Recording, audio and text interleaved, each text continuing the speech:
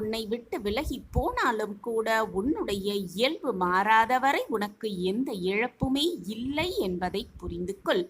விட்டு கொடுக்கத்தான் இங்கு எவருமே இல்லை.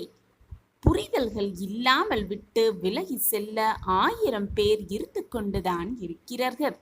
வாழ்வில் ஆசைப்படுவது எல்லாமே இங்கு பல பேருக்கு கற்பனையாகத்தான் இருக்கிறது. அப்படி ஆசைப்படுவது எல்லாமே கிடைத்துவிட்டால் வாழ்வின் சுவாரஸ்யமே இருக்காது.